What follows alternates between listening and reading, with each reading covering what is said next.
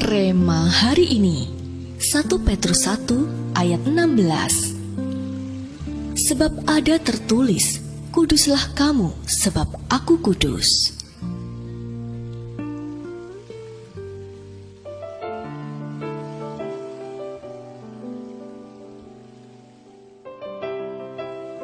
Berawal dari rasa penasaran, Randy membuka sebuah laman yang melintas saat ia hendak membuka surat elektroniknya.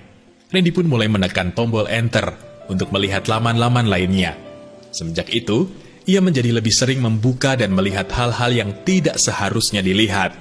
Kebiasaannya ini membuat pikirannya menjadi dipenuhi dengan hal-hal yang dilihat di layar gawainya. Bahkan ia menjadi sulit untuk berkonsentrasi saat bekerja, beribadah di gereja, juga saat tidur.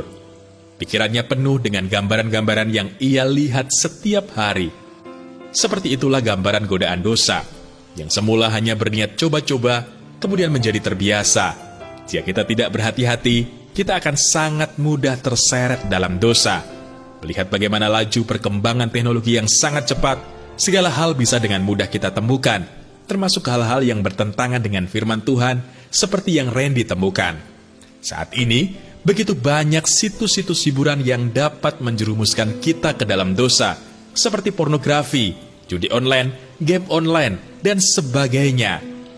Kekudusan adalah sebuah hal yang bersifat mutlak atau wajib bagi anak-anak Tuhan. Jika saat ini kita semua memiliki kerinduan untuk menjadikan tahun 2021 sungguh-sungguh menjadi tahun saat Roh Kudus mendominasi dan bekerja kuat dalam hidup kita, maka kita perlu menyingkirkan semua yang tidak berkenan di hadapan Roh Kudus. Tubuh kita ini adalah bait Roh Kudus. Oleh karena itu, kita harus senantiasa menjaga hidup kita tetap kudus. Jangan sampai kita memakai hidup, hati, dan pikiran kita menjadi sarang kenajisan, sarang pornografi, kekecewaan, amarah, iri hati, cinta uang, dan sebagainya.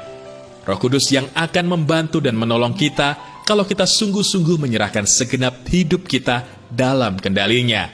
Maka kita akan melihat bagaimana Roh Kudus akan memampukan kita untuk meninggalkan segala dosa dan perbuatan sia-sia yang sudah kita lakukan selama ini. Apakah Anda sudah hidup dalam kekudusan dan menyenangkan Roh Kudus? Jelaskan mengapa.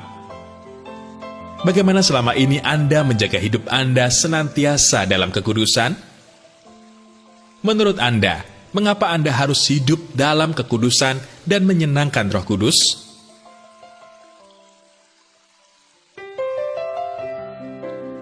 Tuhan Yesus, ampunilah setiap dosa dan pelanggaran yang pernah kami lakukan.